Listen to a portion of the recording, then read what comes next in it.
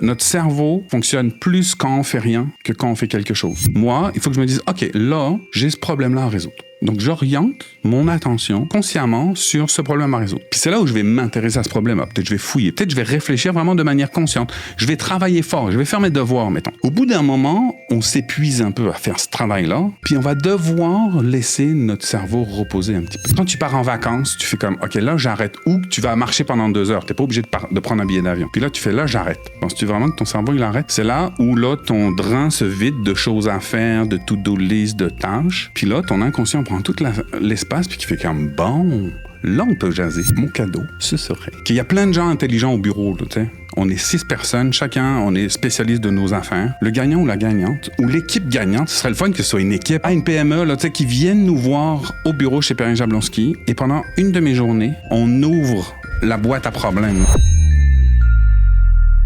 Le docteur Nicolas Chevrier nous l'a dit dans un des épisodes de Vlogmas. Pour optimiser sa performance, c'est super important d'optimiser son repos. Donc, ça vous donne le droit, durant le temps des fêtes, de s'installer devant la télé avec notre petite couverte et de découvrir du contenu d'ici. Et pour ce faire, laissez-moi vous présenter le partenaire de l'émission aujourd'hui qui est ici tout.tv. Ici tout.tv, c'est la plateforme de Radio-Canada. Et là, vous allez pouvoir découvrir une foule de contenus d'ici, produits par des gens d'ici. Et là, ma recommandation, si comme moi, vous habitiez sous une roche jusqu'à tout récemment, je vous invite à découvrir la série Stat. Dans la série Stat, un des personnages que j'aime bien gros, c'est l'entrepreneur et la femme d'affaires Caroline Néron. Caroline Néron, dans cette série-là, incarne la PDG de l'hôpital. Et c'est l'hôpital Saint-Vincent. Donc, on suit vraiment l'équipe médicale. Et Caroline incarne un rôle de leadership que j'aime beaucoup. C'est une leader qui n'a pas peur de prendre des grandes décisions, qui aime ça quand ça brasse, mais qui reste profondément humaine à travers ça. Donc, si vous voulez découvrir cette série-là, allez sur ici tout.tv. Vous allez avoir tous les renseignements dans la description. Je tiens à remercier vraiment ici tout.tv de supporter la création de contenu au Québec, dans le podcast. Et donc, si vous voulez découvrir cette série-là, les nouveaux épisodes sont en primeur, donc en exclusivité sur la portion payante, donc sur le ici tout.tv. L'extra et la nouvelle série débute pour les nouveaux accros et les accros le 6 janvier. Donc, bonne découverte, bon popcorn, bonne petite couverte. Puis, on peut se permettre de relaxer un peu durant le temps des fêtes. Merci, ici tout.tv et bon épisode. Bonjour tout le monde et bienvenue à Vlogmas! Yes. Ah, bravo, Gaëtan. Ça me fait plaisir de vous retrouver aujourd'hui pour vous ramener quelqu'un que vous avez découvert au podcast, que vous avez aimé et que vous voulez en entendre le plus. Yoï. Encore plus? Encore plus? Toujours plus. Ça 2 fait heures et super demie, plaisir. c'était pas assez long. Oui, c'est ce que j'ai trouvé aussi. Là, Les gens étaient comme, j'ai été obligée d'aller à Rouyn-Noranda en auto pour écouter l'épisode au grand complet. Je suis encore là. Fait que là, j'aurais besoin d'un autre 2 heures et demie pour revenir. Mais là, je l'ai averti. Ouais. 45 minutes top chrono. Express.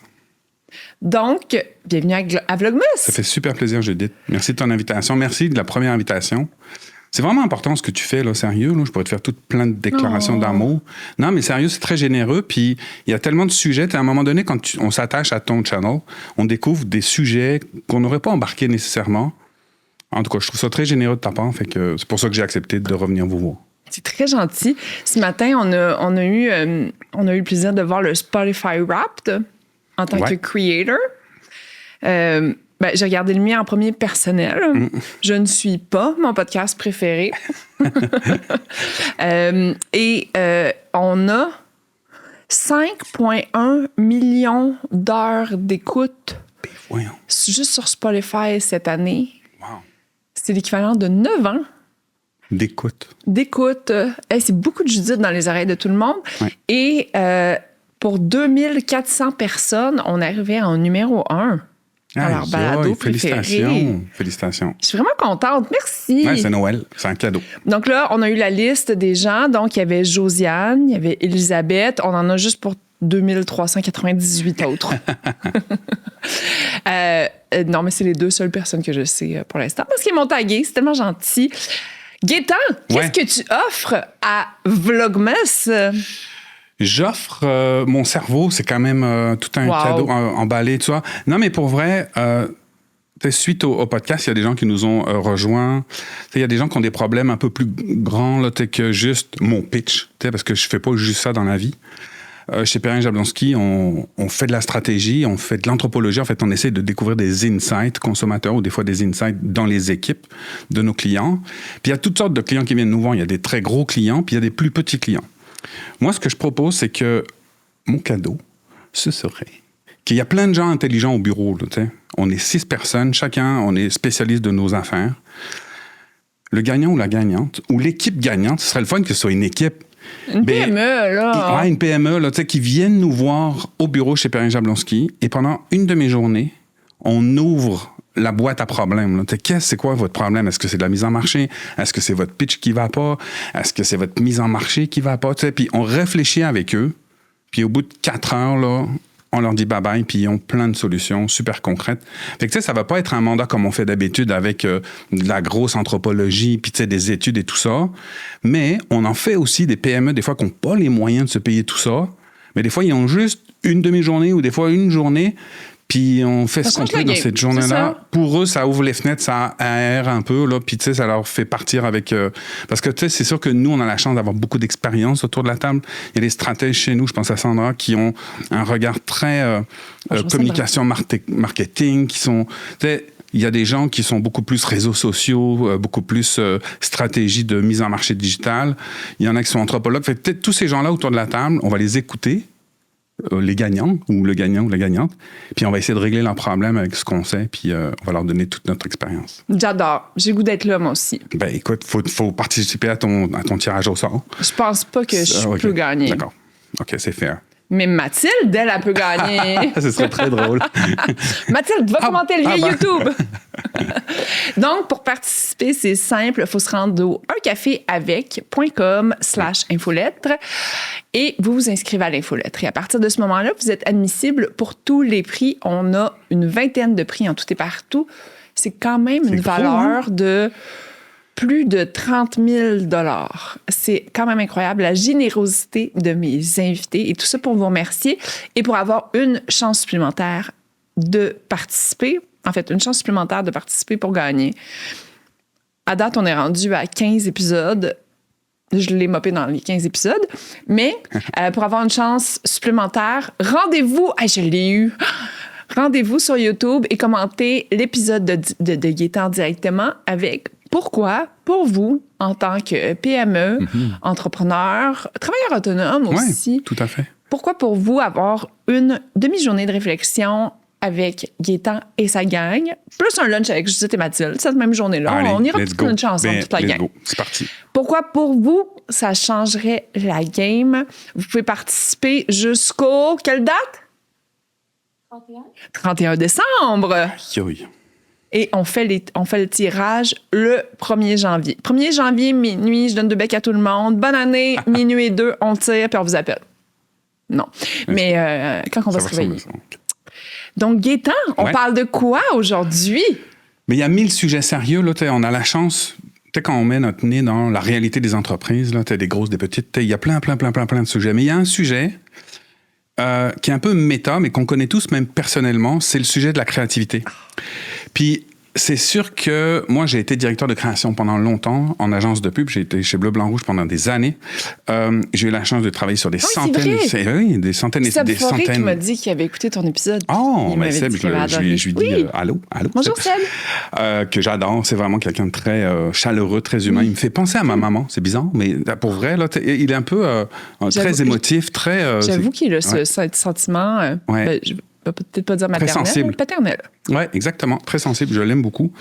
Et donc, il y a un processus de travail dans les agences de pub Puis c'est sûr que quand j'ai quitté le monde des agences, puis que je suis allé fouiller dans les affaires de direction générale, de conseil d'administration, ben, tu t'aperçois qu'on n'a pas un 30 secondes à produire, mais on a besoin à un moment donné de produire des idées, de se changer les idées, de réfléchir différemment. Et ça m'a forcé à essayer de comprendre c'est quoi ce processus-là pour savoir qu'est-ce qui marche pas. Tu sais, dans les organisations où on dit, OK, là, on brainstorm depuis 5 heures, on n'a pas d'idée, on va se commander des pizzas, puis ça va régler notre problème. Note. T'sais, je pensais que les pizzas, ça réglait tous les problèmes. Ben, si tu commandes la bouse, peut-être, mais pas des pizzas. Puis, on va essayer de décortiquer le tout, comment, pourquoi. Puis, c'est aussi un bon timing parce que là, c'est la période des fêtes. Il neige genre 2 mois plus tôt que d'habitude. On est un peu embarré chez nous. On a l'impression d'être en mode slow-mo un peu. Puis il y a des études, ça c'est déjà un truc que je peux te donner, c'est que notre cerveau fonctionne plus quand on fait rien que quand on fait quelque chose. Absolument. Ça va t'arriver d'ailleurs, quand tu pars en vacances, tu fais comme, OK, là j'arrête. Ou tu vas marcher pendant 2 heures. Tu n'es pas obligé de prendre un billet d'avion. Puis là, tu fais, là j'arrête. Penses-tu vraiment que ton cerveau, il arrête? C'est là où, là, ton drain se vide de choses à faire, de to-do list, de tâches. Puis là, ton inconscient prend tout l'espace puis qui fait comme, bon, là, on peut jaser. Et c'est là où tu te remets en question. C'est là où tu te demandes si tu es sur la bonne track au niveau de ton travail. C'est là où tu as une solution à un problème que tu avais même fait le deuil de résoudre à un moment donné. Bien là, ça te pop dans la face. Tu fais comme, ben voyons, comment ça se fait que c'est arrivé à ce moment-là? C'est un peu tout ça qu'on va décortiquer ensemble aujourd'hui. J'adore. J'adore parce que tu fais le lien entre plein d'épisodes en tant que tel. Puis c'est dans l'épisode de Judith Lompré, on parlait que justement au Québec, celui de Vlogmas qui est sorti hier, on parlait de justement comment se préparer, comment rentrer dans le temps des fêtes et aussi d'être conscient qu'au Québec, ben, il fait noir 22 heures sur 24 durant l'hiver. Donc, de peut-être adapter son rythme à cette période-ci. Donc là, c'est là où la créativité tombe à point parce que justement, on n'est peut-être que le 1er janvier, on n'est peut-être pas obligé de tomber en mode go, go, go, mais peut-être plus en période introspection, créativité, slow, comme tu dis. Mais Nicolas Chevrier, le docteur Nicolas Chevrier, pour maximiser sa récupération, lui, disait que quand on est en mode récupération, par exemple, c'est important de pas prendre des idées puis de continuer à les pousser parce que ça fait en sorte qu'on récupère pas dans ce temps-là. Ah, je comprends. Donc, dans ce temps-là... Il y a les mollo quand même. Oui, il faut les noter. Il faut les mettre dans un petit tiroir. Puis quand on n'est plus en période de récupération... C'est clair que, en fait, là, la conversation qu'on a, là, on réalise qu'il y a comme à peu près 2 temps. Il y a le temps où cette idée pop dans notre tête. Puis qu'est-ce qu'on va en faire? Là? On va-tu ouvrir un ordi puis concrétiser? On le fait du deck au complet. Ou est-ce qu'on va se dire comme, OK, c'est intéressant, puis là, on va la laisser. Puis là-dedans, il y a plein de gens qui ont des réflexes très différents. Hein. Il y a des artistes, par exemple, dès qu'il y a une idée qui passe, ils la notent pour pas l'oublier, même si ça les réveille la nuit. Il y en a d'autres qui font l'inverse, qui se disent, ben, you know what? Je vais attendre. Si elle continue de me séduire, cette idée-là, une autre fois, puis que j'y repense, une autre fois, puis que j'y repense, puis qu'au bout d'un moment, je me dis, OK, là, elle veut cette idée-là, elle nous veut, là. Fait que là, mon attention va être portée sur cette idée-là, puis je vais la creuser. Mais si je l'ai oubliée, des fois, on a une idée, puis on se dit, je l'ai oubliée, c'était une super idée. Mais c'était peut-être pas une bonne idée. Peut-être qu'elle ne s'est pas qualifiée. On l'a trouvée bonne sur le moment, mais en y repensant, notre cerveau, il a fait comme, ouais, je sais pas. C'est quoi une idée, Gaétan? Wow! C'est quasiment un sujet philosophique. Je vais, mettons, circonscrire ça à la vie qu'on a dans le travail, mettons, parce que je ne vais pas aborder nécessairement le processus créatif d'un artiste, mais le processus créatif dans les organisations, mettons, parce que sinon, c'est un trop vaste sujet, puis ça nous ferait quasiment parler de la création, donc de la religion, de Dieu, etc., etc. Ça va trop loin. On a le temps, 45 minutes? Ben oui. On va régler tout ça, là, puis ça va être réglé. Génial, j'adore. Alors, dans les organisations, déjà, il y a tout un vocabulaire qu'on confond parfois, qu'on utilise un mot pour un autre, d'accord? D'abord, il y a l'imagination, ensuite il y a la création, ensuite il y a l'invention et ensuite il y a l'innovation. Pourquoi je te parle de ça? Parce que c'est une séquence. L'imagination, c'est une capacité qu'on a tous. On est tous capables de fermer nos yeux puis de rêver qu'on est en train de voler dans les airs avec nos bras. C'est une capacité qu'on a. C'est génial comme truc. Non, mais à vous... Oui. Alors, peut-être les animaux l'ont, on ne sait pas, mais nous, on l'a, cette capacité-là. Dans les organisations, on va appliquer ce pouvoir-là à régler des problèmes. On est entouré de problèmes. Problème de développement d'affaires, on doit inventer un nouveau produit, on doit inventer un nouveau service, on doit régler le problème de nos clients, etc., etc. On va utiliser ce pouvoir d'imagination pour générer des idées, c'est pour générer des solutions à ces idées-là. Ça, on pourrait appeler ça la créativité. La créativité, c'est utiliser notre imagination un peu folle sur des problèmes, puis de trouver des solutions. Mais ces solutions-là sont théoriques, elles sont dans notre tête pour l'instant, là. À un moment donné, on va les sortir de notre tête. Puis là, on va les écrire, on va faire un montage électronique si c'est de l'électronique, on va coder si c'est du codage, on va bisouner si c'est de la sidérurgie, j'en sais rien. On va inventer quelque chose. Cette invention-là, c'est l'accouchement de ce qu'on avait dans notre tête dans le réel. Fait que là, on a ce truc-là devant nous. Puis ce truc-là, si ça n'a jamais existé avant, c'est une invention. C'est pas encore une innovation. Mettons, moi, je réfléchis, puis là, j'invente une chaise à 5 pattes. Ah, c'est génial, une chaise. Fait que mettons que ça n'existe pas, parce que ça doit exister à quelque part. C'est sûr que ça existe. Là, mettons que j'ai inventé ça, je me dis, mais c'est génial, je vais la vendre. Je la vends, puis j'en vends 2 dans l'année, là. Ça va pas vraiment pogner. Fait que oui, c'est une invention, mais c'est pas une innovation. Donc, une innovation, il faut absolument que... Il y a un succès commercial, qu'il y ait un succès d'estime. En fait, il y a plein de définitions de l'innovation. Non, c'est quoi l'innovation, Gaétan? En fait, mais c'est comme ça que je la définirais, parce qu'il y a j'aime ça. Il y a 2 chercheurs super intéressants, qui sont Vincent Breton et Étienne Klein, qui ont écrit un livre entier sur qu'est-ce que c'est que l'innovation, parce qu'il y a des millions de gens qui utilisent ce mot-là. Et en fait, ce qu'eux ont trouvé, c'est qu'il n'y a pas de définition universelle. Et c'est un problème. Parce qu'au Canada, par exemple, on a un ministère de l'innovation, mais les universitaires ne s'entendent pas sur le mot innovation. Ce que je retiens en fait de leur travail, c'est qu'une innovation, c'est une invention qui a trouvé son marché. C'est une invention, parce que tu sais, des inventions, on peut en avoir plein. Si tu n'en vends pas, si tu n'as pas un peu disrupté un marché, si tu n'as pas révolutionné quelque chose, pas vraiment une invention. Est-ce que le Scrub Daddy est une innovation? Le Scrub Daddy? C'est quoi le Scrub Daddy? La petite éponge avec le petit bonhomme. Ah ouais, en fait, c'est ce que j'avais en tête, mais je savais pas si c'était vraiment de ça que tu parlais.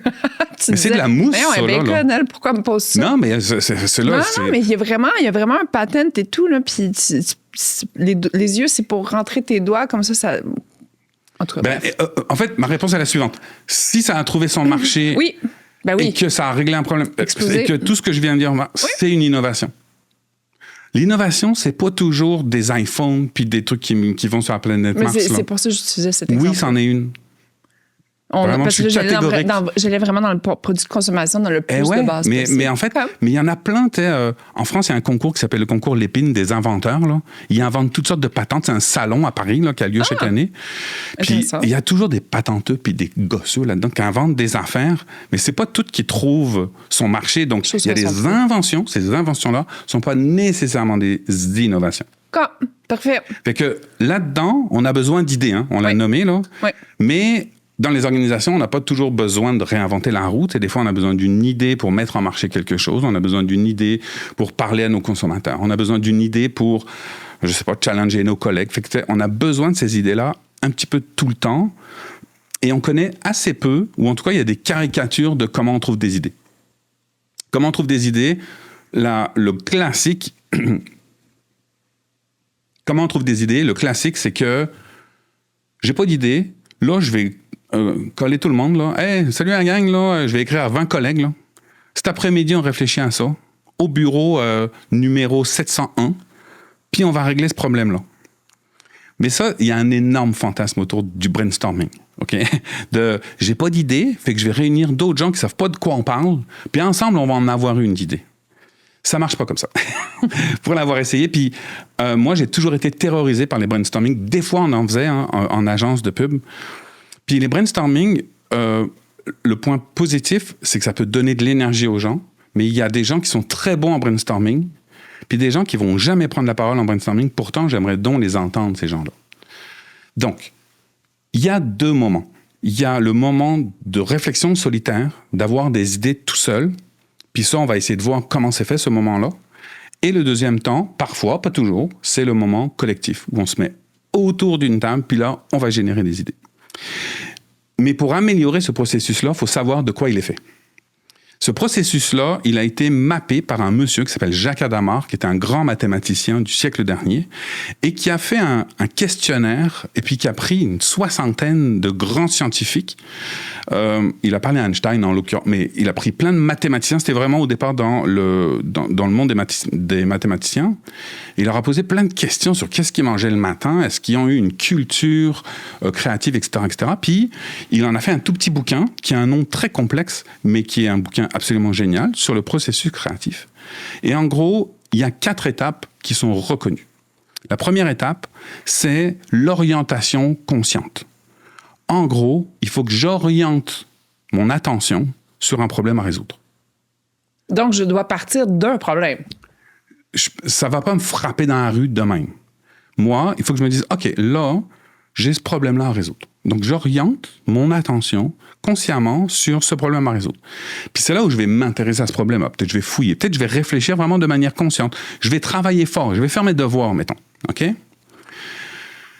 Au bout d'un moment, on s'épuise un peu à faire ce travail-là, puis on va devoir laisser notre cerveau reposer un petit peu. C'est-à-dire que notre cerveau, en faisant ce travail-là, il a accumulé beaucoup d'informations, il a accumulé du savoir, il a accumulé des données, il a accumulé des hypothèses. Il y a plusieurs solutions potentielles. Puis là, on se cherche un peu une solution miracle. On force, on ne trouve pas. Puis là, on laisse tomber. On fait comme, regarde, je vais aller sortir mon chien, je vais aller prendre une douche, je vais aller jouer avec mes enfants, je vais aller faire autre chose. Et là, il va se passer un truc génial. C'est ce qu'on appelle l'incubation. L'incubation, elle est inconsciente. Il faut que tu n'y penses pas. Si tu dis, je vais aller à Costco puis je vais y penser un peu, ça va pas marcher. Il faut vraiment que tu n'y penses plus du tout. Mais si tu dis, je vais aller au Costco... Ça, c'est bien. Ah, OK, parfait. Là, tu fais autre chose. La magie du cerveau, c'est que le cerveau, il s'en occupe. C'est l'inconscient qui, lui-même, avec tout le travail que tu as fait avant, va faire le travail de faire des liens, de faire des hypothèses, de faire des trucs. Et à un moment donné, ça va popper dans ta tête.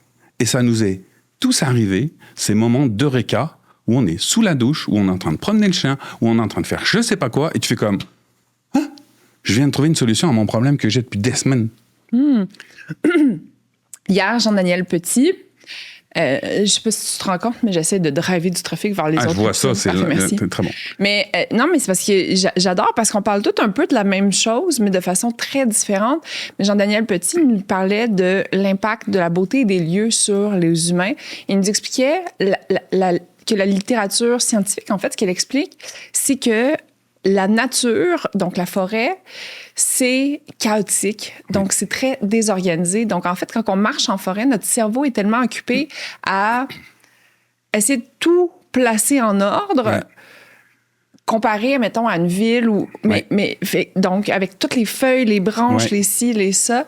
Donc, c'est pour ça que ça nous permet de, comme, narrow down. Puis, donc, c'est pour ça que pour les TDAH, c'est super utile d'aller se promener parce que notre cerveau est occupé à faire quelque chose d'autre pendant ce temps-là.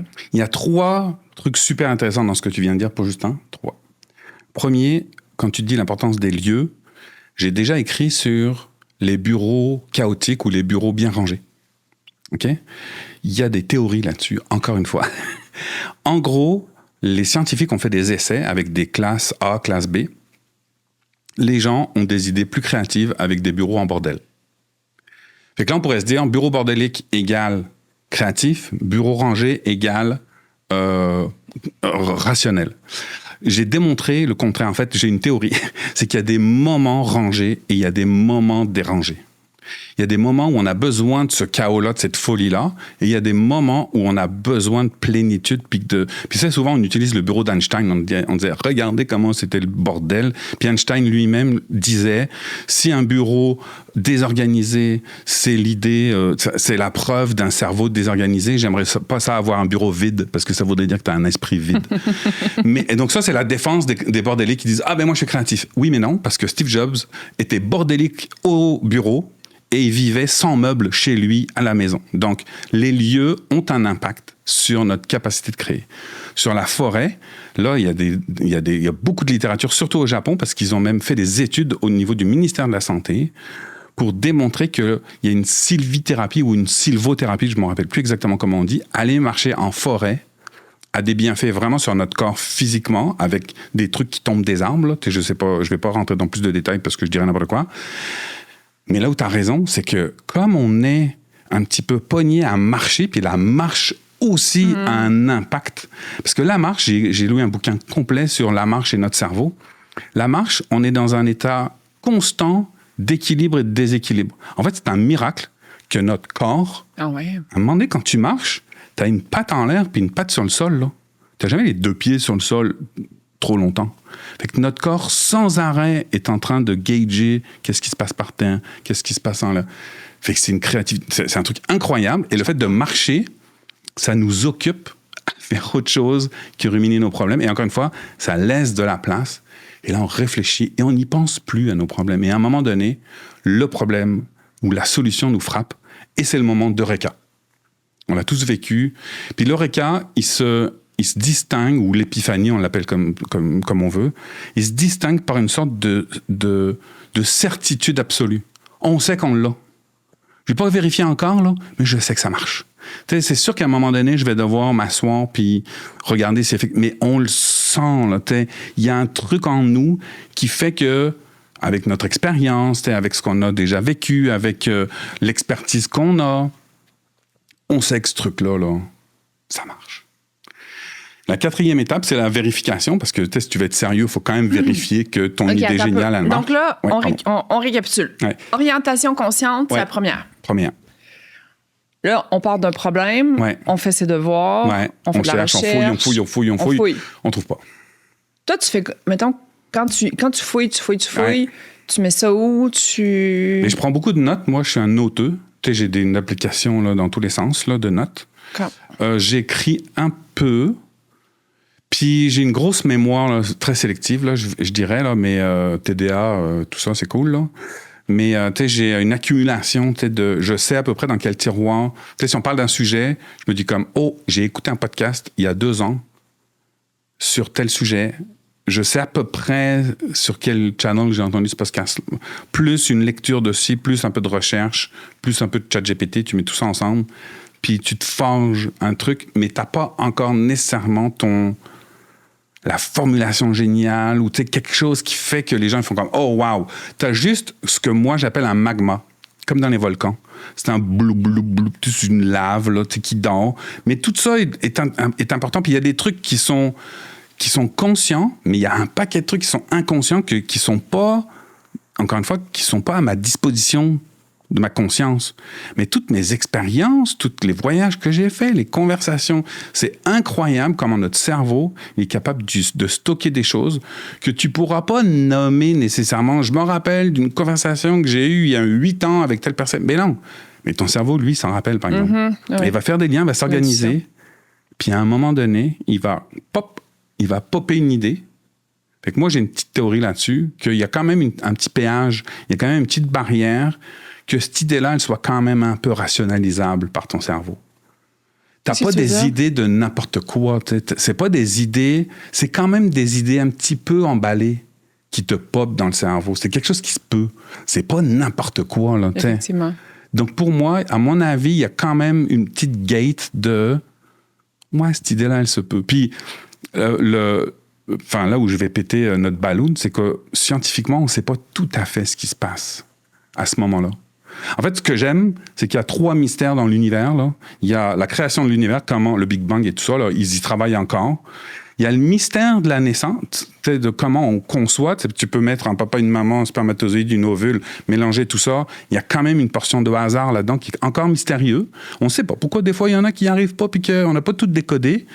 Et on ne sait pas comment une idée naît dans le cerveau de quelqu'un. On sait plein de trucs, on sait les connexions avec les synapses et tout ça, machin, mais il y a un mystère, et pour moi, ces 3 mystères-là sont un peu liés. Pas la caramilk. C'est tout, si on découvre la caramilk, normalement, la caramilk va nous donner la solution de tous ces 3 mystères-là. Les Illuminati sont très... Mais tu vois, c'est drôle parce que la semaine passée, on a beaucoup parlé, moi, Mathilde et Mathis, de la business qu'on est en train de lancer. Ouais. Et on l'a comme tout pivoté en l'espace de... Mais il y a quand même des choses qui restent fondamentalement pareil, mais on a comme fine-tuné un peu les trucs en l'espace de 24 heures. Ouais. Et le lendemain, Mathilde me disait, on était en train de prendre un café avec P.A. Simoneau de l'épisode de Nouvelle Vague, puis Mathilde me disait, fais-lui le elevator pitch. Puis j'étais comme, mais je suis pas capable encore. OK, ça, j'adore ça. Mais je suis pas capable parce que justement, on arrive à la deuxième étape. Il n'y a pas eu la période d'incubation encore, dans le sens que là, il y a comme plein d'idées, mais mon cerveau n'a pas été capable de le placer, l'organiser encore. Ouais. Puis tu vois, cette semaine, puis ça, c'était la semaine passée, puis j'ai tellement été occupée que il n'y a pas eu de place dans mon cerveau. Exactement. Tu sais, l'idée, elle ne peut pas remonter. J'ai pas ce temps-là. Ouais. Et il y en a d'autres plus prioritaires qui doivent travailler. Et... Puis hier matin, en fait, je me suis dit, faut que je le dessine. C'est rare que je me dise ça, mais je me suis dit, faut que je le dessine, faut que je me fasse des carrés avec des cercles, avec des ci, avec des ça. Ça, là, je vais être capable de le mapper. Puis après ça, je vais être capable de, comme, l'écrire. Là. Mais je peux pas l'écrire, là. Judith, on dirait qu'on a préparé cette entrevue. Sérieux. Tu dis des trucs. On est tellement préparés. C'est fou. Ah oui, avec les heures de préparation qu'on a faites. OK. Tu nommes plusieurs choses. 1, le problème du langage. À un moment donné, quand notre idée, elle pop, il faut faire attention d'être vraiment prêt avant de nommer l'idée qu'on a dans la tête. Il y a un gars qui est un grand philosophe des idées, qui s'appelle Henri Bergson. Et Henri Bergson, il a écrit plusieurs ouvrages. Il a écrit sur le rire, il a écrit sur beaucoup de choses. Mais il parle de l'intuition. Et il parle de l'intuition comme un moment, j'adore ce terme, comme un moment prélinguistique. Qu'est-ce que ça veut dire? L'intuition, c'est quand exactement, tu fais comme, attends, je l'ai. Oh, on devrait faire, et là, tu le dis, et des fois, ça fait et tu fais comme, oh non! C'était tellement anticlimactique, là. Dans ma tête, c'était cool. Bon. Là, ce que tu viens de faire, c'est que tu viens de démouler un gâteau pas cuit. Fait qu'il colle au fond. C'est la meilleure image que je peux utiliser. Faut attendre que ce soit cuit. Et des fois, ça vaut la peine de dire à nos collègues, OK, je pense que je l'ai, là. Mais donnez-moi encore une petite coupe de... Parce que si là, je le dis, ce qui va se passer, Judith, c'est que quand tu le dis, quand tu mets des mots, ça arrête le processus de réflexion. Ça arrête la cuisson. Qu'est-ce que tu voulais me faire? C'est complètement irresponsable. Ça, c'est bon pour faire des reels. Mathilde, tu es contre-productive à ce projet. On en parlait tantôt avec ta mère et on n'est pas content. Non, mais sérieux, c'est l'erreur qu'on fait tout le temps. Vas-y, donne-moi. Ah, OK, t'en as besoin. Là, je te le dis. Puis tu fais comme, c'est de la merde. Mais c'est normal. T'as démoulé trop tôt. Faut laisser cuire. Deuxièmement, le langage. Le langage, c'était un peu ça, mais aussi, tu parles du langage versus le visuel. Si tu avais posé la question à Albert Einstein, que tu aurais dû inviter s'il avait été en vie, il disait deux choses opposées. Il disait, le langage n'a jamais joué un rôle important dans mon processus de réflexion. Lui, il s'imaginait en train de rider un rayon lumineux, puis il se disait, qu'est-ce qui se passe autour de moi?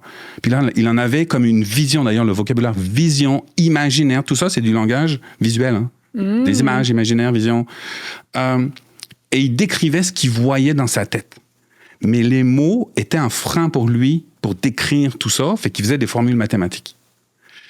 Mais il disait aussi, à un moment donné, les mots, c'est important parce qu'il faut arrêter d'y réfléchir et ça nous force à donner une forme à nos idées. Puis, on est souvent, quand on écrit, je sais pas toi, mais moi, j'aime ça faire des mécaniques. Je suis un fou de mécanique. Par exemple, c'est une idée qui repose sur 3 axes, puis les 3 axes, ça va être des verbes à l'infinitif.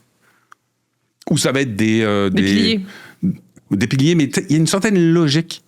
Des axes, c'est bon, mais des piliers, c'est pas bon? Si. Okay, bien sûr. Non, mais j'ai besoin de plus de validation. Non, c'est vraiment brillant comme idée, en fait. Je pense qu'aujourd'hui, j'ai jamais rien entendu de meilleur. Non, mais pour vrai, mais il y a une logique. Tu vas pas écrire un verbe à l'infinitif, puis là, une phrase au « on va faire ça », puis après, tu vas faire scénariser.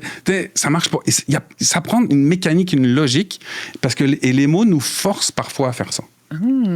Donc, le langage, oui, mais attention, pas trop tôt. Mais là, qu'est-ce qu'on fait? Fait que là, mettons, avec mon exemple, là, j'ai essayé de le dire. Maintenant, c'est foutu. Ça vaut la peine de dire... Non, parce que tu peux continuer d'y penser, mais ça vaut la peine de dire à nos collègues, je suis pas prêt. Non, je sais, mais là, maintenant que je l'ai dit, puis j'ai essayé de le verbaliser... Mais là, tu vas pouvoir, mettons, tu recommences ta réflexion, puis ça va, OK, parfait. ça va être une autre idée. Ça va être une autre idée, mettons, où elle va avoir pris un peu de maturité, etc., etc.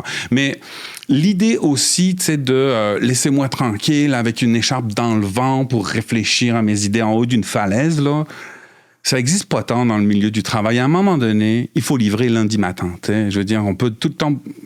Mais ça, j'avoue que les deadlines, chez les créatifs, c'est fondamental parce qu'à un moment donné, il faut arrêter d'y penser. Ça guide aussi notre cerveau. Ça le contingente là, sur « OK, tu fais comme tu veux, mon ami. Là. Mais lundi, avant 9h30, il faut que tu l'aies. Là.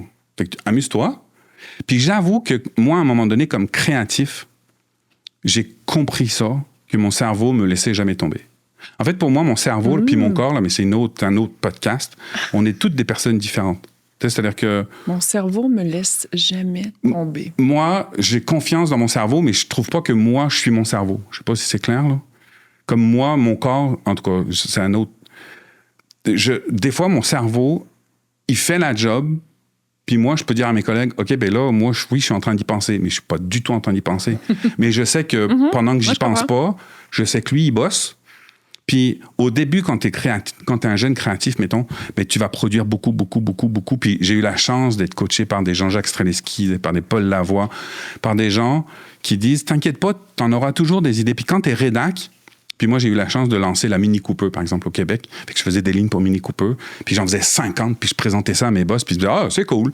Mais pourrais-tu en faire des lignes plus ceci ou cela? » Tu fais comme « Mais j'en ai fait 50, là, puis tu les as même pas regardées, là. » OK, mais tu vas en faire un autre 50. Fait que tu en fais 50. Puis au bout de 50, tu fais, j'en ai fait 100, les amis. Là, je pense que je suis au top de... Les bons coachs, les bons boss en création te révèlent à toi-même qu'il n'y a pas de fin. Tu es capable d'en écrire 500, mais tu ne le sais pas encore au début du processus. Quand tu sais que tu en auras toujours des idées, ben, tu commences à faire confiance à ton cerveau en disant, OK, mais si c'est pas ces lignes-là, ça va être d'autres lignes. Là. C'est pas grave. Si c'est pour lundi matin puis que je ne l'ai pas encore, je l'aurai dimanche soir. C'est pas grave. Mais moi, j'ai une question pour toi. Ouais. Par exemple, on est un directeur de création. Évidemment, on a besoin des idées. C'est très concret. On sait qu'on a besoin des idées. Mais si je suis hygiéniste dentaire dans une clinique dentaire, est-ce que j'ai besoin d'avoir des idées? Bien, ça dépend pourquoi. Si tu es face à un cas médical, mettons, je connais absolument pas ça, fait que c'est pour ça que je suis super à l'aise d'en parler. Si je connaissais ça, j'aurais plein de réserves, là, tu sais. Mais là, t'es face, t'as quelqu'un qui ouvre la bouche, tu fais comme « Aïe, aïe, j'ai jamais vu ça de ma vie. » Sinon, si tu vois un problème à régler et que toi, t'es formé pour régler ce problème-là, tu règles ce problème avec les outils que tu connais, avec les concepts que tu connais, t'as aucun problème. Le jour où tu as besoin de cette idée-là, c'est qu'il se passe quelque chose de pas tout à fait prévu. Tu es dans une configuration, tu as un patient qui ouvre la bouche, tu fais comme « Hi, OK ». Mais là, tu as un problème à résoudre. Et là, tu vas commencer à lire, tu vas commencer à t'informer, tu vas commencer à regarder des conférences de tes collègues, qu'est-ce qu'ils ont fait là-dessus. Tu vas accumuler de la littérature, mais cette littérature-là, puis toutes ces données-là, ben, c'est pas sur ton patient que tu as sur ta chaise à Brossard. Là, je veux dire, c'est international, mais là, ce patient-là, il a ses conditions particulières. Fait que moi, je vais devoir faire ce travail-là de générer Le processus est exactement le même. Oui. Tu vas orienter ta conscience. À un moment donné, peut-être que tu vas trouver la manière rationnelle de le faire, puis c'est réglé.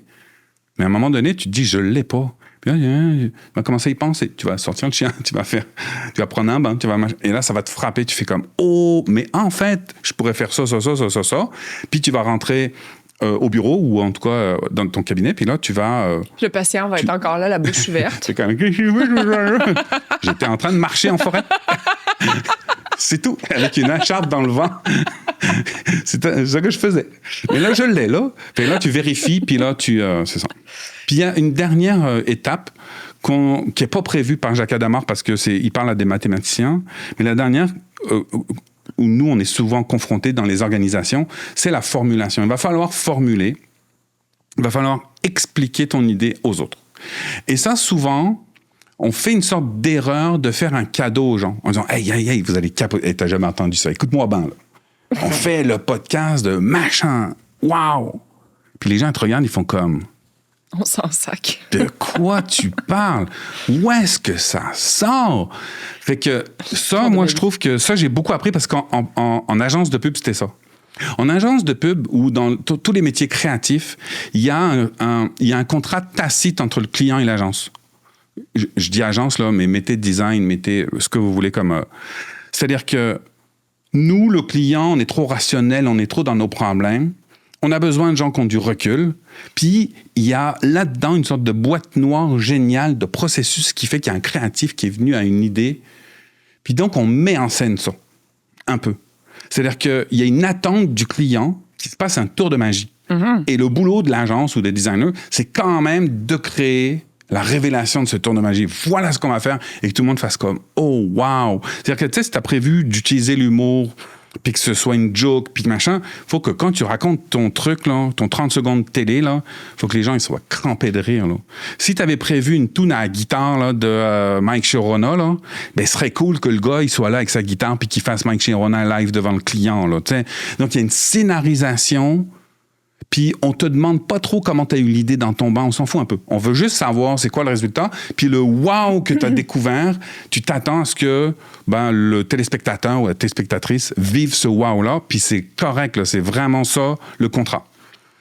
Dans plein d'autres départements du client ou dans plein d'autres configurations, mais c'est pas tout à fait ça qu'on attend. On veut comprendre pourquoi tu es venu à cette idée-là de podcast, parce que moi, je vais devoir le vendre à des annonceurs, puis ça suffira pas, le wow. Ou des fois, notre différenciation est pas tant dans le résultat que dans, je sais pas, le type de client qu'on va chercher ou dans... Donc là, on a besoin d'une méthode. On a besoin quand même d'emmener les gens avec nous. Donc la formulation, c'est comment tu vas expliquer aux gens qui sont en face de toi comment tu es arrivé à cette idée-là. Vous m'avez confié ce problème-là. Puis là, nous, on a commencé à faire ce travail-là. On a fait des hypothèses. On a été parler aux gens. On a été faire ci, on a été... Puis ça, je t'avouerai que c'est un peu notre boulot chez Perrin Jablonski, c'est que on veut comprendre qu'est-ce qui se passe dans la tête des consommateurs, qu'est-ce qui se passe dans la tête parfois des gestionnaires, qu'est-ce qui se passe... Ça suffit pas d'épater tout le monde avec une nouvelle idée. Il faut qu'on les emmène par la main en disant, vous nous avez demandé ça, on a fait nos recherches, on a parlé à 50 personnes. Puis ce qu'on a découvert, c'est ceci, cela. Les clients doivent le découvrir en même temps que toi. Ou tu dois mettre en scène tes découvertes de manière à ce qu'à aucun moment, la logique échappe à tes clients.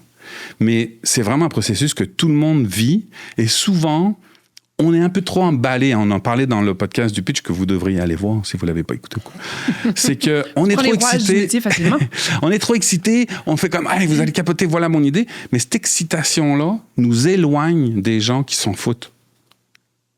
Donc, il faut garder cette excitation-là parce que c'est une énergie super positive, mais il faut comprendre que les gens en face de nous, il faut qu'on les emmène par la main. Donc, ce qui a fonctionné dans ce que j'ai dit sur le pitch fonctionne avec les idées. J'ai eu cette idée-là, on pourrait faire ce podcast-là qui est génial. Il faut que je vous raconte comment j'en suis venu à cette idée-là. Mais tu vois, tu viens de changer ma vie, Gaëtan. Ah ben écoute. Encore une fois. Encore une fois, deuxième fois. Non, mais à chaque fois, je serai là tous les mois à partir de janvier. Mais en plus, oui, mais pas tous les mois, là, mais je vais te ramener souvent parce que c'est le fun d'écouter. Puis c'est plus facile pour moi à booker aussi. Parce qu'à un moment donné, au Québec, on n'est pas tant que ça. Mais tu vois, autant que pour un pitch, évidemment que je me dis, il y a comme un crescendo à bâtir, une histoire à expliquer. Mais quand je pitch une idée, souvent, je commence par la fin. Ouais. Hey, on va faire ça, guys. Je comprends. Puis là, tout le monde me regarde, puis ils sont comme, non. Ouais. Puis là, après ça me prend beaucoup de temps pour récupérer. Je comprends. Puis rebâtir le crescendo. J'ai vécu exactement ce que tu as vécu dans mes 10 dernières années chez Perrin Jablonski. Moi, j'étais habitué à l'autorité de l'idée géniale. Je vais le dire comme ça. Cette idée est tellement géniale qu'elle a une autorité sur notre raison. Il y a un gars, c'est tellement une histoire fascinante, Augustin Mouchot. Augustin Mouchot, c'est un gars à la fin du 19e siècle, il invente une machine pour récupérer les rayons du soleil, puis en faire une machine. Je veux dire, c'est lui qui a inventé l'énergie solaire. Tout le monde la regarde en disant comme, dude, qu'est-ce qu'on s'en fout de ton idée? Il y a du pétrole juste en dessous de nos pieds, puis toi, tu vas chercher les rayons du soleil à des millions de kilomètres. À quoi ça sert? Il n'arrivait pas à pitcher son idée. Fait qu'à un moment donné, dans une expo à Paris, là, il va présenter cette idée-là, mais comme tout le monde s'en foutait, il faisait le tour de l'exposition universelle, puis il découvre qu'il y a des gens, ils étaient en train d'inventer des machines à glaçons. C'est la première fois dans l'histoire qu'on inventait. J'adore les machines à glaçons. Mais là, c'était le début. Là, tout le monde faisait comme aïe, comment ça, du glaçon? Et il y avait besoin de l'énergie là, pour alimenter cette machine à glaçons. Et ils se sont dit, et si, plutôt que toi, tu fasses ta démonstration de machine à glaçons, puis moi, ma machine à rayons solaires dont tout le monde se fout, et si on branchait ma machine de rayons solaires à ta machine à glaçons, on ferait la démonstration de ma machine. Donc là, le pitch devenait, on transforme les rayons du soleil brûlants en glace. J'adore. Ça, il y a un gars qui a écrit un bouquin là-dessus qui s'appelle L'Invention. Et il parle d'un concept que j'adore. J'ai dit, puis je suis sûr que ça va faire écho. Le mot est un peu compliqué. C'est une idée déicide. Qu'est-ce que ça veut dire déicide? Ça tue Dieu. Qu'est-ce que ça veut dire? On a tous eu, à un moment donné, des petites révélations. Tu sais, la première fois que tu as touché un iPhone, tu fais comme, voyons donc. Mm-hmm. Hein? En fait, ça tue ce que tu pensais qui était possible. C'est ça, tuer Dieu. Fait que des fois, moi, la première fois que j'ai acheté un robot aspirateur, j'ai vraiment plusieurs passions dans ma vie, là, un robot qui tourne par terre, tu fais comme, voyons donc. Tu sais, des petits moments, c'est pas des moments où tu es roulé en boule par terre de liesse et de bonheur, mais c'est des moments où ça challenge ce que tu pensais. Je suis sûr que la première fois que tu as utilisé Google ou ChatGPT, il y a un moment donné, tu te fais comme, oh shit. Ben, la première fois que j'ai utilisé ChatGPT, quand même. Google, ça fait longtemps, là. Mais tu as eu certainement ce feeling-là dans un moteur de recherche. La toile du Québec. La toile, oui. Francité, je sais pas si tu étais... Oui. Ouais, ça ne rajeunit pas. Mais oui.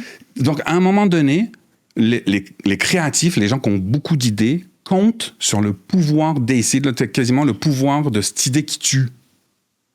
Parce que c'est ça, déicide, ça tue qui? Une idée qui tue Dieu, qui tue ce qu'on pensait qui était possible.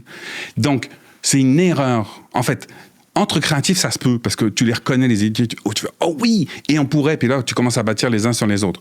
Quand tu travailles avec des gens rationnels, ce qui est certainement ton cas, c'est mon cas, j'ai besoin d'être entouré de gens rationnels, parce que sinon, on serait quand même pas mal des fous avec des idées, là, mais ce serait plus difficile à mettre en œuvre. Mais sauf que c'est des gens qui ont d'autres qualités que toi. Ils s'attendent pas à ces idées. Eux, ils écoutent en disant comme, OK, mais comment on va découper ça? Comment on va charger les budgets, les délais, les trucs? C'est ça qu'on demande à nos collègues. Sauf que on est sur deux univers, deux dimensions différentes. Fait qu'il faut juste s'assurer qu'on fasse le travail nous-mêmes parce qu'eux, ils peuvent pas le faire, ils savent pas de quoi on parle. C'est nous qui avons l'idée dans notre tête. C'est notre responsabilité de s'adapter à notre audience puis de raconter l'histoire. Parce que ça va être un pitch. Ça va être un pitch. Puis c'est exactement la même méthode que je t'avais raconté pendant le pitch. S'intéresser aux gens qui sont en face de nous, quelle crainte ils pourraient avoir, quelle ci, quelle ça. Puis en fonction de ça, moi, je vais adapter comment je vais raconter cette idée-là. Mais ça ne changera pas que mon idée, je suis pas mal sûr, mon instinct me dit que, etc. On va le faire. Ouais, idéalement. Puis ça tue Dieu. Là, j'ai l'impression qu'on a ouvert plusieurs parenthèses. Fait que là, mettons... Ouais. Là, on était à l'idée déicide. Ouais. Là, si on recule, ça, je me suis... On est vraiment purement dans la formulation dont tu parlais. Hein. En fait, encore une fois, les étapes sont les mêmes. 1, orientation. 2, incubation. 3, aha moment, là, la révélation. Là. 4, vérification. 5, formulation. Quand je parle d'idée déicide et tout ça, c'est pas pendant que tu as cette idée-là. Là. C'est une fois que tu es en train de la mettre en œuvre, une fois que tu vas raconter cette idée-là, donc on est vraiment dans la parenthèse de la formulation. Comment tu racontes cette idée-là? J'adore. Comment tu la mets en scène? Puis après, c'est sûr que cette idée que tu as, peut-être que tu vas vouloir brainstormer avec d'autres gens. Donc là, on a parlé de comment ça se passe un processus seul. Ce processus seul-là, ça se passe toujours comme ça, quel que soit le domaine d'activité, quel que soit. Des fois, tu te dis, j'aimerais ça brainstormer avec du monde. L'erreur, c'est d'inviter des gens pas préparés. Pourquoi? Parce que ce qu'on veut, c'est qu'il y ait des gens autour de la table qui vont pouvoir jouer à la balle avec nous un peu. Pour qu'ils jouent à la balle avec nous, il faut qu'ils aient pensé un petit peu aussi de leur bord. Fait que ça vaut la peine quand on dit « OK, moi, j'aimerais ça faire un brainstorming lundi prochain sur mon prochain podcast. Je vous donne quelques éléments là, stratégiques. Écoutez, voilà, j'aimerais orienter la compagnie dans cette destination-là, ceci, cela. Il y a des trucs qu'on sait faire, des trucs qu'on ne sait pas faire. Peut-être tu briefes un peu. Pensez-y. Donc là, tu es juste en train de stocker des choses dans leur inconscient. Puis on s'en reparle lundi. Là, j'avais pensé. Puis là, lundi, là, ils ont hâte. Là, ils sont tous sur les starting blocks. Ils ont hâte de lâcher leurs idées. Puis, il y a une séquence dans les brainstorms. La première séquence, c'est ce que moi j'appelle le drain. Tu vides. Fait que là, je vous ai demandé de réfléchir à ça. Toi, c'est quoi? J'ai dit ton idée. Toi, c'est quoi? Toi, c'est quoi? Puis tu fais le tour de la table. Puis tout le monde, on a donc hâte de raconter notre idée. Ben là, c'est le temps. Tu racontes ton idée, mais tu viens juste de vider le drain. Ce qu'on a dans notre tête, on a donc ben hâte d'être lundi matin puis de pitcher nos idées. Puis là, on va tout être pressé. Puis à un moment donné, au bout de 10 minutes, 15 minutes, on n'a plus des idées. C'est là que ça commence. Ça se peut que dans ce drain-là, il y ait une idée géniale puis que ça va être ça l'idée finale. Mais dans un processus de brainstorm, tu vides le drain, tu les notes. Dans un deuxième temps, c'est là où le travail collectif commence. Parce que là, tu commences à bâtir sur les idées des uns et des autres. Et ça, c'est un autre concept qui est génial, qui s'appelle la bissociation. La bissociation. La bissociation, c'est un concept de Arthur Koestler. Arthur Koestler, moi, c'est mon Michael Jackson à moi. Là. C'est un gars qui a écrit plusieurs livres. Je sais pas, un autre adjectif serait bien que Michael Jackson. C'est mon Michael Jordan à moi.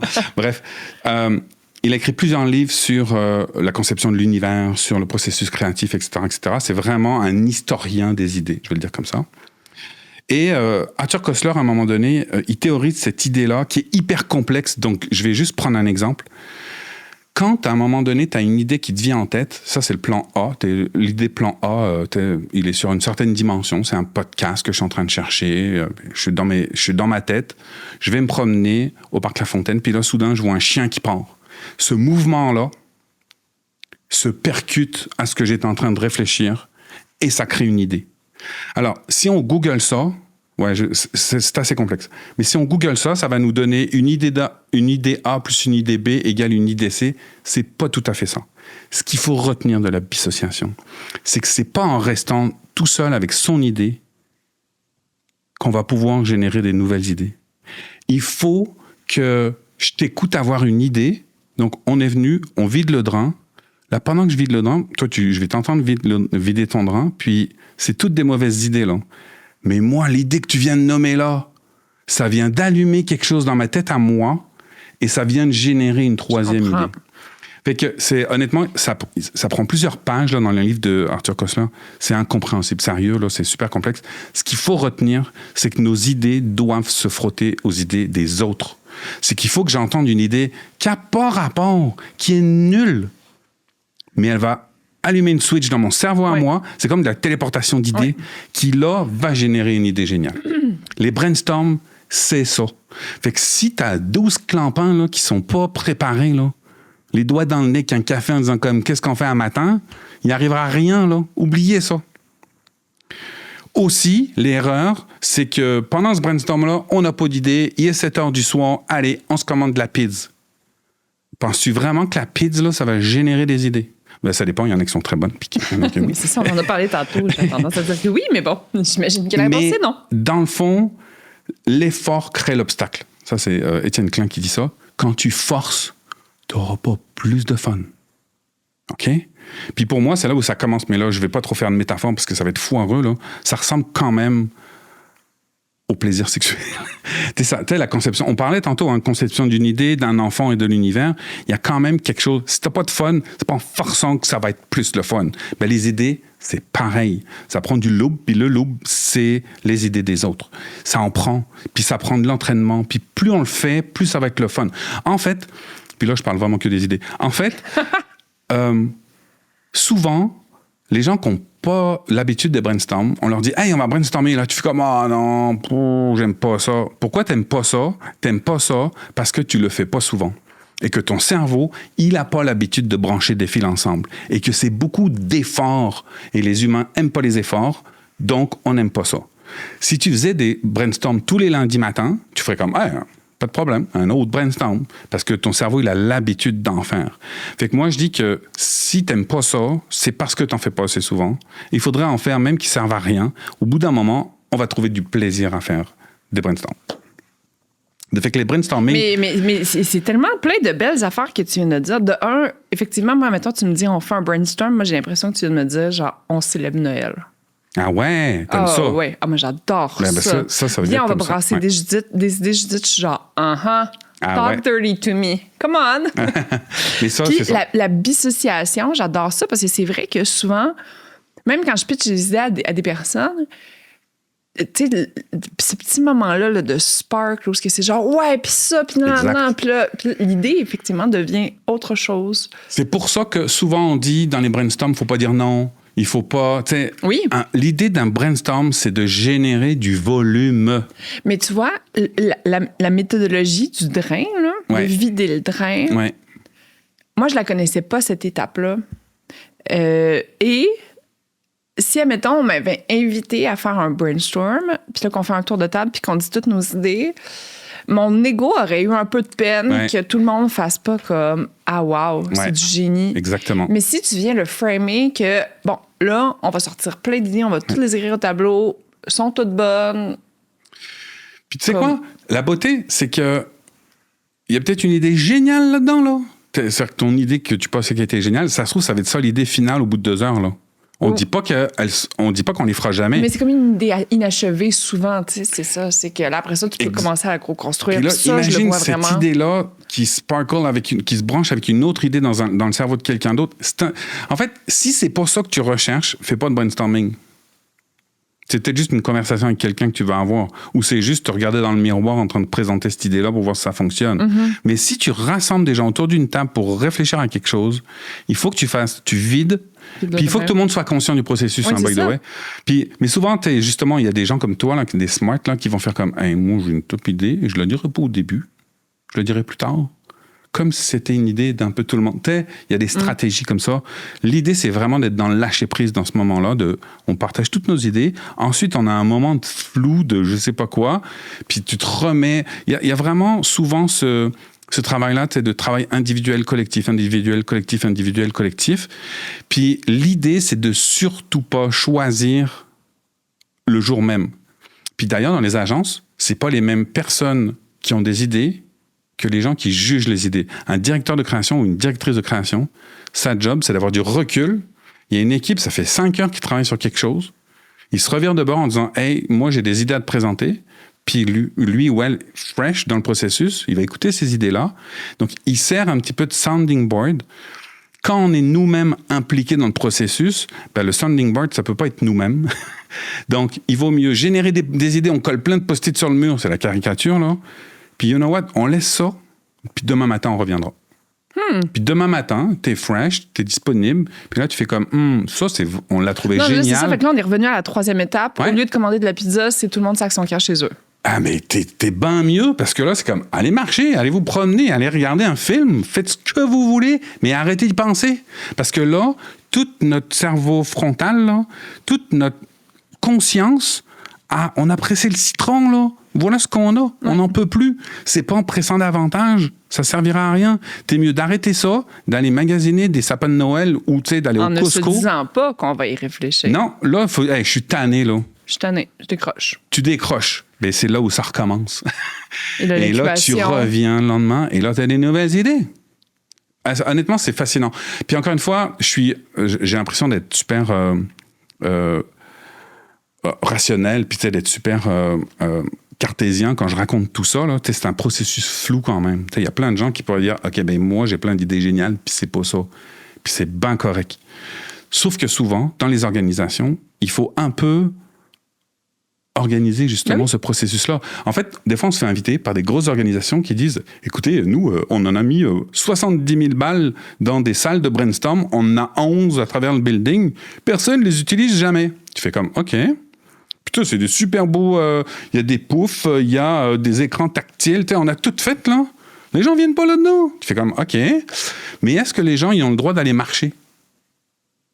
Puis là, ils font comme... C'est-à-dire... Ben, ils ont sûrement le droit d'aller marcher, là. Ben non, parce que tu dois punch out. OK, fait que là, attends, tu as créé des salles de brainstorm à 70 000 $, mais tu n'autorises pas les gens à aller marcher pendant 1 heure, là, sinon ça va être décompté de leur paye, là. C'est ça ton problème. Ton problème, c'est que tu ne connais pas le processus créatif et que tu penses que c'est en enfermant les gens avec des outils qu'ils vont avoir des idées, sauf que t'es mieux de donner un passe-droit aux gens d'aller marcher, d'aller se promener 2 heures dans le parc cet après-midi, ils auront des meilleures idées. Nous, on a une carte bota-bota corporative. Puis passé un moment, quasiment, j'obligeais les gens à y aller. Ben, j'y allais pas avec eux, là, mais tu sais, j'étais comme... C'est quoi la dernière fois que tu as été à Bota Bota? Parce que moi, ben, j'avoue que c'est peut-être trop moi, là. Moi, c'est le seul endroit où tu peux pas rentrer à un sel, tu peux pas rentrer. Fait que là, tu es tout seul avec tes idées, tu bouilles, tu fais comme... On va dire Strum Spa, OK? Juste pour le... Ouais, mais il y en a plein, là, des géniaux, là. mais effectivement, parce que des fois... Ça fait un petit bout que je l'ai pas fait, mais dans les dernières grosses années de Cookie, à un moment donné, des fois, j'avais l'impression que mon cerveau allait exploser. Ouais. Puis qu'est-ce que je faisais? C'est que j'allais me booker un massage. Ouais. Et là, c'est comme si mon cerveau, il avait le temps de faire justement un peu une vidange, là, genre, là, je fais rien. Puis c'est tellement facile de faire quelque chose, de gosser sur son sel, d'avoir un podcast qui roule sur la télé, d'avoir... tandis que là, j'étais enfermée avec moi-même pendant qu'il y a quelqu'un qui me tripotait. Puis quand je ressortais, là, j'apportais même mon calepin puis mon crayon. Puis quand la personne me disait « Rhabille-toi », j'étais genre « Parfait ». Puis là, je vomissais tout ce que j'avais réfléchi parce que justement, là, c'était comme... T'as vécu ce moment-là, tu sais, de... Les gélules de potes aussi, ça me fait la même chose. Mais OK, mais ça, il y a beaucoup de choses à dire. Tous les états... altérés, alcool, drogue et tout ça. Le truc dont je pourrais parler qui est fascinant, c'est ce qu'on appelle les états hypnagogiques. Hypnagogique, c'est en sommeil, c'est la phase N1 du sommeil. En gros, c'est le moment où tu t'endors. Pourquoi je dis ça comme ça? Parce que il y a 100 ans à peu près, les savants, quand ils réfléchissaient, même Einstein le faisait, il allait luncher, il revenait du lunch, comme il avait bien lunché, là, il s'endormait sur son fauteuil avec des billes de métal dans la main. Puis à un moment donné, il s'endormait, puis quand il s'endormait, les muscles se relâchaient, ça relâchait les billes qui tombaient par terre, il se réveillait et il profitait de ce moment-là. Ça, c'est l'état hypnagogique N1. C'est des moments où on est surpuissant au niveau créatif. On est plus créatif dans ces moments-là. C'est pas le fun parce que tu es obligé de te réveiller, mais c'est des moments où on est plus créatif. Pour tout ce qui est drogue, alcool et tout ça, parce que j'ai fait beaucoup de recherches là-dessus, je peux résumer ça comme ça. On a l'impression qu'on est plus créatif sur ce moment-là. L'histoire de la créativité, c'est l'histoire je pourrais même rajouter la folie là-dedans, là, t'es Van Gogh et tout ça, là. Bon, bref. L'histoire a démontré que t'es moins productif. Non, clairement. T'es moins productif. En fait, souvent, puis c'est Jérémy Ferrari, qui est un humoriste que j'aime beaucoup, qui a été très alcoolique. En fait, il en parle, il en a fait un spectacle et tout ça, donc je révèle absolument rien. Et en gros, lui, il a parlé beaucoup, tu sais, il prenait beaucoup d'alcool pour être... Puis c'était un très, très, très bon humoriste, là. Puis il disait, si j'arrête l'alcool, je serais plus drôle. Fait que des fois, quand on a certaines addictions ou certaines tendances, c'est le fun. Mais tu sais, là, moi, j'aime ça fumer du pot. Si j'arrête le pot, je serais moins créatif. Si j'arrête de boire de l'absinthe, je serais moins créatif. Ben, en fait, quand tu regardes l'histoire des sciences ou l'histoire de la créativité, etc., tu t'aperçois que c'est un argument d'alcoolo. C'est pas un argument... Je suis désolé, c'est pas un argument de créatif. Busted. À ce moment-là, tu veux défendre l'alcoolo en toi et tu veux pas défendre le créatif en toi. Et les gens qui arrêtent, comme Jérémy Ferrari, puis qui documentent, il reste toujours addict à plein de trucs. Il est addict au sport, addict à la diète, addict à plein de trucs, puis qu'il a encore plein d'addictions, mais il n'est pas moins créatif. Fait que ce qu'il faut retenir de ça, c'est que sur le moment, tu as l'impression d'être... Et c'est sûr que sur le moment, tu as des idées que tu n'avais pas avant. Steve Jobs était sur le LSD pendant toutes les années 70. En Californie, pendant qu'on se parle, ils prennent des microdoses de LSD pour être... Oui, il y a des effets où ça crée des connexions qui ne se font pas d'habitude. L'idée, c'est qu'il faut en sortir. Parce que si tu sors pas de cet état-là, tu ne pourras pas rentrer dans la phase de vérification, formulation. Ça va juste rester dans ta tête. Non, clairement. Mais en passant, tu sais, j'en prends une par mois. Non, c'est vraiment pas. C'est vraiment pas, mais ces périodes-là, je suis comme, après ça, là, ça me fait tellement du bien. Ouais. Mais si, je sais que c'est, mettons, si je le faisais à tous les jours, je deviendrais juste un gros légume qui veut écouter la télé. Mais il n'y a pas de jugement, Judith, honnêtement. Ben oui, je me sentais jugée, Gaétan. Oui, mais un peu quand même, parce que non, c'est pas vrai. Non, mais pour vrai, ce serait faux de dire que ça n'a pas d'effet positif sur les nouvelles idées, par exemple. Ce qu'on dit aussi, c'est que ça prend d'en revenir quand même pour être productif puis pour concrétiser ces idées-là. Ben, génial. Ça fait-tu Noël, quand même? Les petites Noyeux Joël! Mais est-ce que ça fait Noël? Quand même. Honnêtement, moi, je pense que C'est un beau cadeau pour les gens. Justement, ouais. Après Les le moments processus où on est créatif. off, les moments où on est en train d'ouvrir les cadeaux, le moment où, justement, on se dit comme, on peut-tu se donner un break de job, là? On peut-tu arrêter de penser à ce projet-là, arrêter de culpabiliser? Parce que, you know what? C'est là que ça se passe. Si vous réservez pas de moments où vous y pensez pas et que vous y pensez tout le temps, le problème, c'est que vous pensez tout le temps de manière rationnelle. Ça fonctionne pas comme ça. Ben, j'adore. Donnez-vous des Gaétan? bourses. 2 suggestions de livres sur la créativité Aïe, aïe. qu'on peut lire durant le temps des fêtes ou offrir à nos proches. Ben, ce serait Arthur Koestler, mais sérieux, les gens ne vont pas m'aimer. Non, c'est ça. Moi, tu dis ça, puis je suis comme, je serais... Non. OK, mais Arthur Koestler, pour les érudits. OK. Je vais faire une réponse un peu off, mais j'ai vécu des moments... Dans ma vie, là, j'ai vécu des moments de Noël, pas festifs, ouais? là. Non, non. OK. Où t'es introspection, où tu Oui. dis comme, t'es quand je me suis séparé, ou t'es des fois quand j'ai eu des problèmes avec ma job et tout ça, tu dis comme, fuck, je suis un peu dans la merde. Je suis un peu tout seul et tout ça. Je vous proposerais une lecture qui paraît intellectuelle, là, c'est Penser pour moi-même de Marc Aurèle, c'est un philosophe.